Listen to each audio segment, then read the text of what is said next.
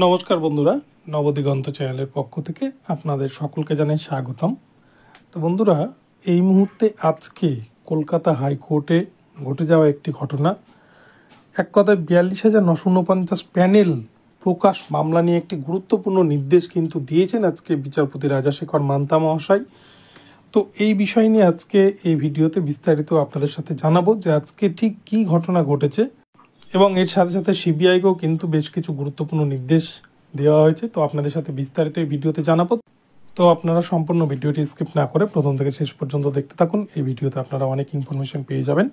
কিন্তু তার আগে বলে রাখি, যারা প্রথমবার চ্যানেলটি ভিজিট করছেন আপনারা কিন্তু অবশ্যই চ্যানেলটিকে সাবস্ক্রাইব করে নেবেন, কেননা এই ধরনের আপডেট সবার আগে সর্বপ্রথমে পাওয়ার জন্য। তো চলুন তাহলে আজকে দেখে নিই যে ঠিক কী ঘটনা ঘটেছে আজকে বিচারপতি রাজাশেখর মান্থার এজলাসে। তো বন্ধুরা, আপনারা জানেন বিচারপতি রাজাশেখর মান্থা কিন্তু বেশ কিছুদিন আগেই একটি নির্দেশ দিয়েছিলেন বোর্ডের উদ্দেশ্যে যে 42,949 প্যানেল পাবলিশ করতে হবে, এবং এস বাসু রায় কোম্পানিকেও কিন্তু এরকম নির্দেশ দেওয়া হয়েছিল যে 42,949 প্যানেল পাবলিশ করতে হবে, যেটা কিন্তু ডিপিএসসি ওয়াইজ প্যানেল প্রকাশ করতে হবে, যেখানে ক্যাটাগরি ওয়াইজ এবং মিডিয়াম ওয়াইজ প্যানেল প্রকাশ করতে হবে। অ্যাকচুয়ালি বিচারপতি অমৃতা সিনহা ম্যাম তিনি অক্টোবর-নভেম্বর মাসে 2023 সালের অক্টোবর-নভেম্বর মাসে এই ধরনের কিন্তু নির্দেশ দিয়েছিলেন।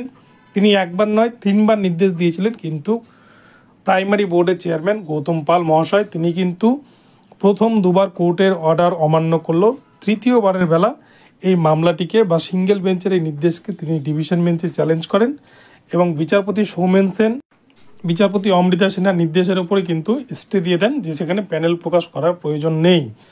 তো এক্ষেত্রে প্রাইমারি বোর্ড আপাতত স্বস্তি পেয়ে যায়। আপনারা দেখেছেন যতবার এই ধরনের নির্দেশ এসেছে প্রাইমারি বোর্ড কিন্তু একাধিকবার তারা বিভিন্ন রকম অজুহাত দেখিয়ে, তারা বাহানা দেখিয়ে কিন্তু পার পেয়ে যাওয়ার চেষ্টা করে।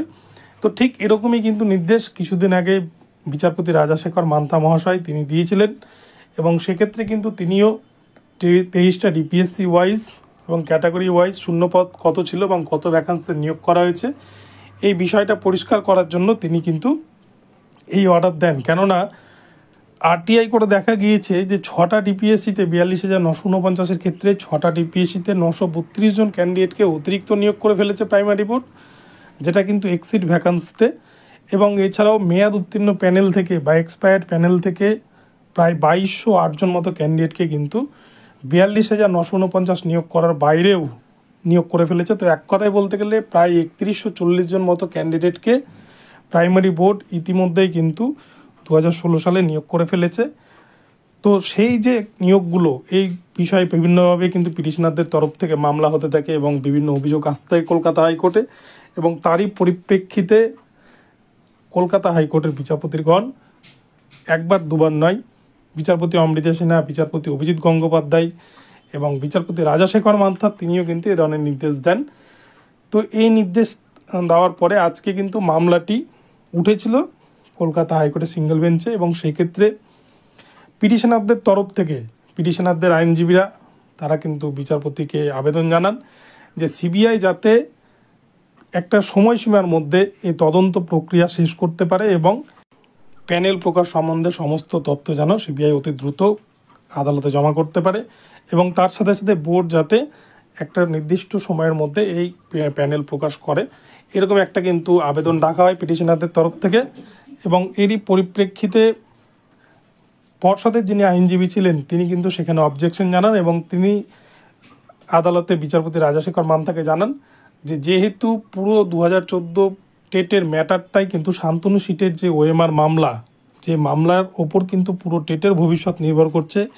এক কথায় বলতে গেলে প্রায় 60,000 শিক্ষকের ভবিষ্যৎ কিন্তু নির্ভর করছে, কেননা 2016 সালে 42,949 নিয়োগ করেছে প্রাইমারি বোর্ড, 16,500 নিয়োগ করেছে 2020 সালে, এবং 9,533 যে প্যানেল বের হয়েছে 2022 সালের রিক্রুটমেন্ট প্রক্রিয়ায়, যেটা 31শে জানুয়ারি 2024 তারিখে প্যানেল পাবলিশড হয়েছে, সেখানেও কিন্তু প্রায় 3,000 মতো 2014 টেটের ক্যান্ডিডেট তারা কিন্তু চাকরি করছে, অলরেডি ইন সার্ভিস হয়ে গেছে।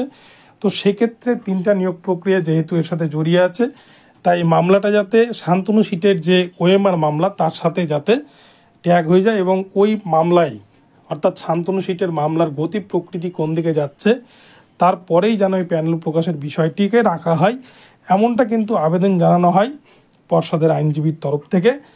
তো বিচারপতি রাজাশেখর মান্থা বিষয়টিকে বোঝেন এবং যেহেতু পিটিশনারদের তরফ থেকে বা পিটিশনারদের আইনজীবীরা এই বিষয় নিয়ে কোনো অবজেকশন জানায়নি, তাই শেষ পর্যন্ত কিন্তু বিচারপতি রাজাশেখর মান্থা পর্ষদের তরফ থেকে যে বিষয়টি জানানো হয়েছিল যে যাতে শান্তনু সিটের ওএমআর মামলার সাথেই এই মামলাটিকে জুড়ে দেওয়া হয়, অর্থাৎ এক কথায় শান্তনু সিটের ওএমআর মামলা নিষ্পত্তি না হওয়া পর্যন্ত যাতে এই প্যানেল প্রকাশের মামলাটি স্থগিত রাখা হয় বা প্যানেল প্রকাশ যাতে ততদিন পর্যন্ত কোনো নির্দেশ না দেওয়া হয়। তো এই বিষয়টি কিন্তু রাজাশেখর মান্থা আজকে গুরুত্ব সহকারে দেখেছেন এবং তিনি এই কথায় কিন্তু সম্মতি জানিয়েছেন পর্ষদের কথাই, যে আগে শান্তনু সিটের যে ওএমআর মামলা সেই মামলার আগে নিষ্পত্তি হোক, তারপরেই কিন্তু এই প্যানেল প্রকাশের বিষয়টি আসবে। যদি পুরো টেটটাই বাতিল হয়ে যায় তাহলে প্যানেল প্রকাশের কিন্তু কোনো বিষয় থাকবে না। আর ইতিমধ্যে যেহেতু 32,000-এর মামলা, যেটা কিন্তু প্রাক্তন বিচারপতি অভিজিৎ গঙ্গোপাধ্যায় যেটাকে সেটা সেট করে রেখেছে, যেটা কিন্তু সুপ্রিম কোর্ট ফেরত হয়ে আবার কলকাতা হাইকোর্টের স্পেশাল ডিভিশন বেঞ্চে বিচারপতি তপব্রত চক্রবর্তীর বেঞ্চে রয়েছে। তাই এক্ষেত্রে এই প্যানেলটাকে যেহেতু পুরোটা 32,000-এর নন টেন প্যানেল বাতিলই রয়েছে, তাই সেক্ষেত্রে কিন্তু যাতে ওএমআর মামলাটা মিটুক তারপরে কিন্তু বিষয়টিকে ভাবা যাবে বা দেখা যাবে।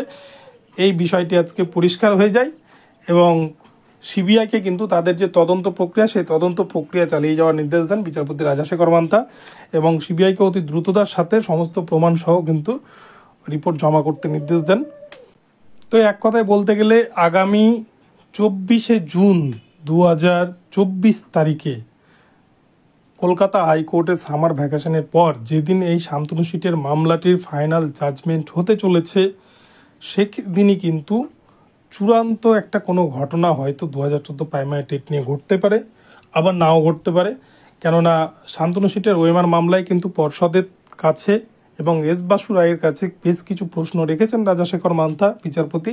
এই সমস্ত প্রশ্নের যদি সঠিক উত্তর পর্ষদের তরফ থেকে পেয়ে যান বিচারপতি রাজাশেখর মান্থা, বা যদি প্রপার ডকুমেন্টস যদি পেয়ে যান, যদি পিটিশনারদের তরফ থেকে কোনো অভিযোগ আর না থাকে, তাহলে সেক্ষেত্রে কিন্তু 2014 প্রাইমারি টেট নিয়ে কোনো সমস্যা আগামীতে হয়তো হবে না। ওই দিনই কিন্তু এই মামলার পুরো সমস্যা হয়তো মিটে যাবে। কিন্তু যে প্রশ্নগুলি করা হয়েছে সেই প্রশ্নগুলোর যদি সঠিক উত্তর পর্ষদের তরফ থেকে এবং এস বাসুরাই কোম্পানির তরফ থেকে না পাওয়া যায় আদালতে, তাহলে কিন্তু 2014 টেটের বিপদ আগামীতে আরও বাড়তে চলেছে। তো কি হবে সেটাই এখন দেখার। তো আগামী 24শে জুন দিনটি কিন্তু ভীষণ গুরুত্বপূর্ণ হতে চলেছে 2014 প্রাইমারি টেটের জন্য। তো বন্ধুরা, এখন এই পর্যন্ত রইল আপডেটটি। ভিডিওটি ভালো লাগলে চ্যানেলটিকে সাবস্ক্রাইব করবেন এবং এ ধরনের আপডেট প্রতিনিয়ত পেতে আমার চ্যানেলটিকে ফলো করতে থাকুন। ধন্যবাদ সকলকে, সকলে ভালো থাকবেন। দেখা হচ্ছে পরবর্তী ভিডিওতে।